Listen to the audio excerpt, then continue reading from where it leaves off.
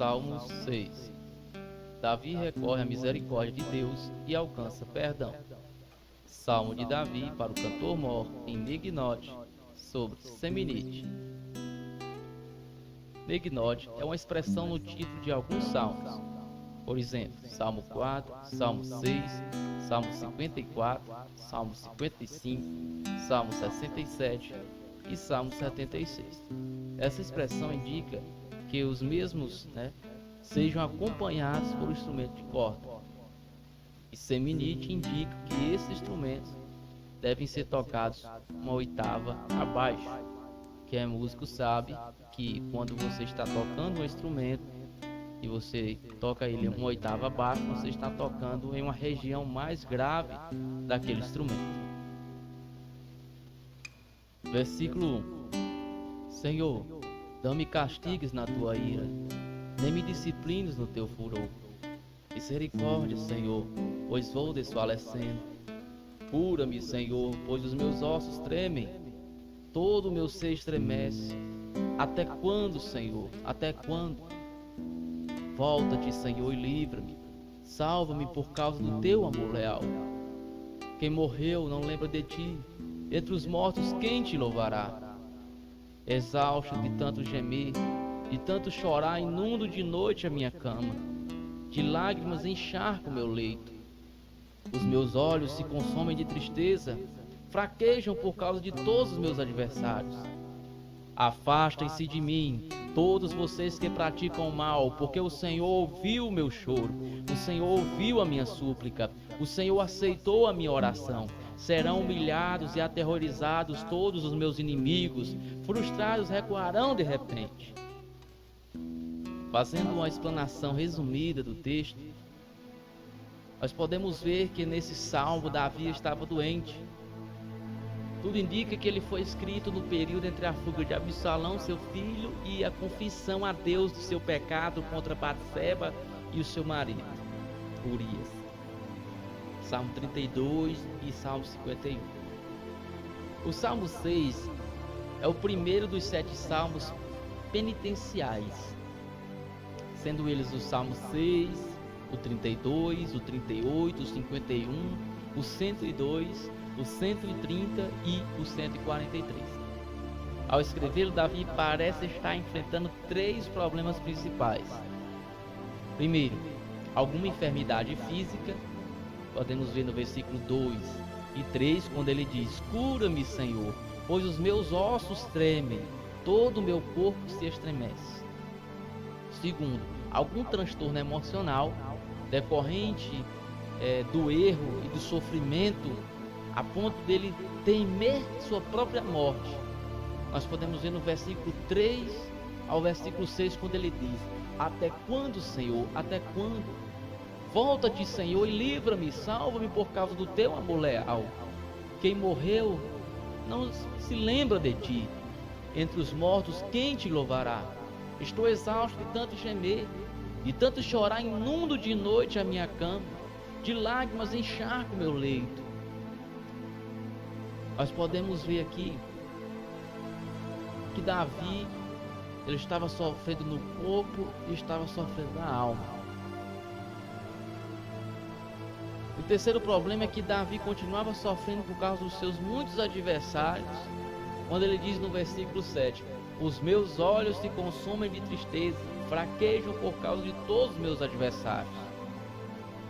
Podemos ver que Davi sabia que seu estado deplorável era fruto de seus erros ou de seu pecado. Isso está bem evidente no versículo 1 e 2, onde ele diz: Senhor, não me castigues na tua ira, nem me disciplines no teu furor. Misericórdia, Senhor, pois estou desfalecendo. A cultura hebraica sempre enxergou o ser humano holisticamente, ou seja, de forma integral. Para o judeu, o que afetava a alma também afetava o corpo, e o que afetava o corpo afetava a alma. Os profissionais de coach, de PNL, eles trabalham muito essa questão. Quantas vezes o profissional dessa área, ele altera a fisiologia do seu paciente, porque ele sabe que se ele alterar a fisiologia, automaticamente ele consegue influenciar no estado de ânimo desse paciente. Ou ao contrário, Muitas vezes ele afeta o estado de ânimo para atingir também a fisiologia desse paciente. Mas nós podemos ver que Davi estava nessa situação, ele estava sofrendo, sendo corroído por dentro, onde ele estava sofrendo no seu corpo e ele estava sofrendo na alma. Mas também ele lembra da misericórdia de Deus, e assim como no Salmo 5, ele intercede por ele mesmo, citando as características da personalidade do Altíssimo. No versículo 4, ele diz: volta-te, Senhor, e livra-me, salva-me por causa do teu amor leal. É como se ele estivesse dizendo: salva-me, Senhor, não por minha causa, mas sim por quem tu és. Isso é muito interessante, pois Davi sempre usa esse mesmo modelo de oração em seus salmos. Claro que o fator dele ser ouvido, com certeza, é a sinceridade que ele emprega durante todo o tempo, como também por quem Deus é. No versículo 5, mais argumentos. Veja: quem morreu não lembra de ti, entre os mortos quem te louvará? No versículo 6 e no versículo 7, exausto de tanto gemer, de tanto chorar, inundo de noite a minha cama, de lágrimas encharco o meu leito. Os meus olhos se consomem de tristeza, fraquejam por causa de todos os meus adversários. Veja que ele reveza entre lamentos de sofrimentos e argumentos que possam convencer o Altíssimo a atendê-lo. Mas em momento nenhum ele perde a linha da humilhação. Ou seja, ele, ao retratar sua situação e argumentar com o Altíssimo, ele se humilha, mostrando sempre o quanto é dependente do favor do Altíssimo, o quanto ele está derrotado sem o favor do Altíssimo, o quanto o Altíssimo é bom, é grande, é misericordioso, é justo e outras características do Todo-Poderoso. E do versículo 7 para 8 acontece algo que não está explícito no texto, porém sabemos que foi nesse exato momento que aconteceu uma virada de chave, um divisor de águas. Parece que apertou ali um interruptor, porque ele está no meio de sua lamentação, no meio da sua súplica, da sua lamentação, com muito pesar e tristeza e falta de forças, e de repente, o homem se enche de ousadia, de coragem, de alegria e fé. Ele vai de 0 a 100 milésimos de segundo. Quando no versículo 8 ele já aparece falando: afastem-se de mim todos vocês que praticam o mal, porque o Senhor ouviu o meu choro. Olha aí, o Senhor ouviu o meu choro. Vemos então que ele sentiu algo dentro dele, ouviu algo que ele deu naquele momento, a certeza que Deus o ouviu e que vai atender os seus pedidos.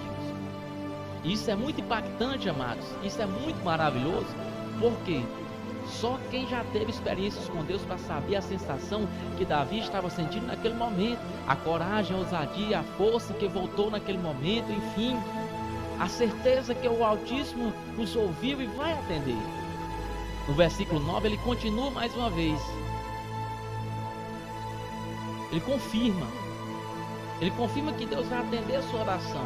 E no 10 ele já vai profetizando a seu favor. Veja, versículo 10: serão humilhados e aterrorizados todos os meus inimigos, frustrados recuarão de repente. Davi foi tomado de uma ousadia dos céus naquele momento, amados.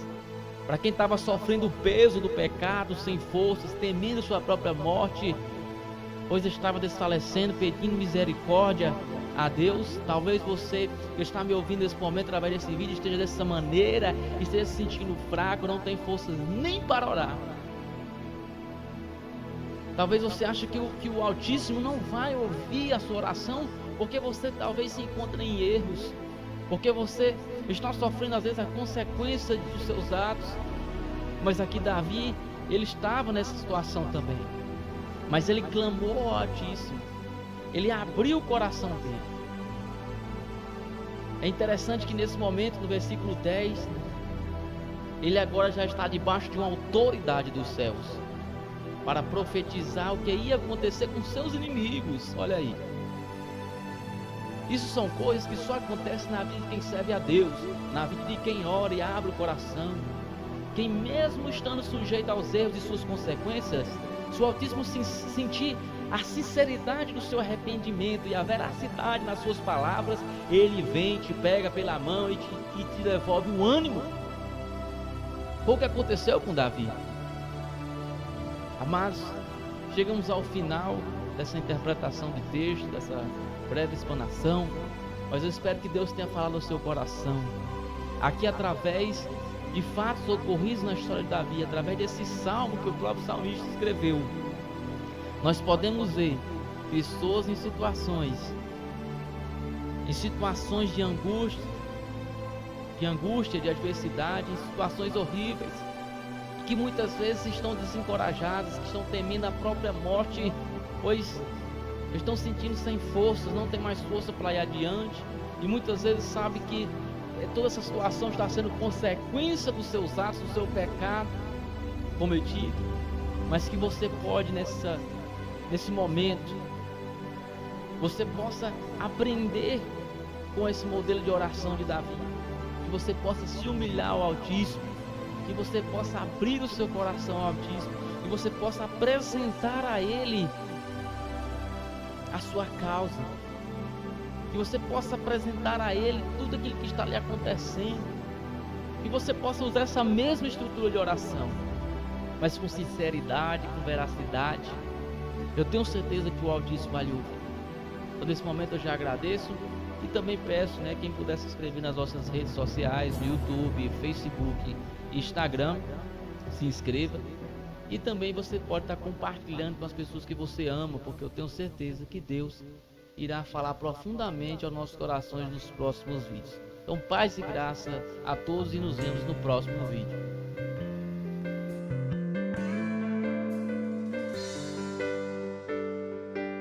Quem sou eu para que o Deus de toda a terra se preocupe com meu nome, se preocupe com minha dor?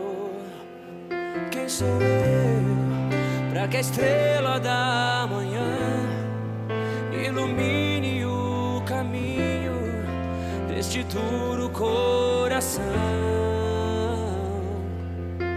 Não apenas por quem sou, mas porque tu és fiel, nem por tudo que eu faça, mas por tudo que tu és.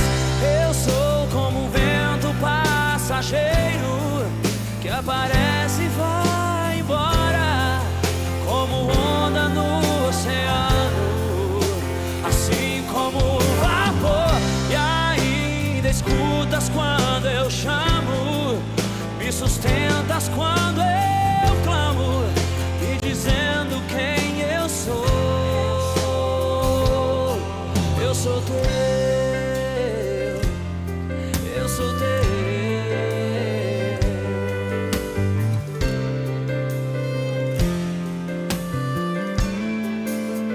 Quem é você? Quem sou eu pra ser visto com amor, mesmo em meio ao pecado, tu me fazes levantar. Quem sou eu pra que a voz que acalma o mar e acaba com a tormenta que se faz dentro de mim, não apenas por quem sou, mas porque tu és fiel, nem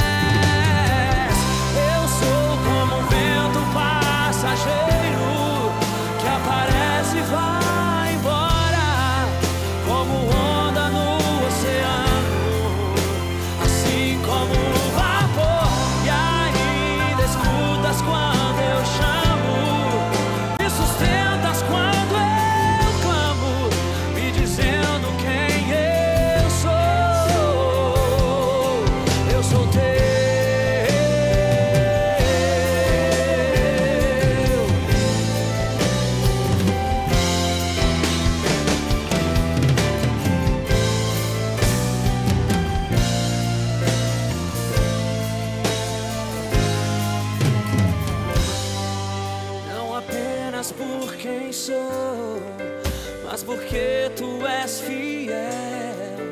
Nem por tudo que eu faça, mas por tudo que tu és. Eu sou como um vento passageiro que aparece e vai embora, como onda no oceano, assim como vapor. E ainda escutas quando eu chamo, me sustentas quando eu clamo, me dizendo quem eu sou. Eu sou teu, eu sou teu, eu sou teu.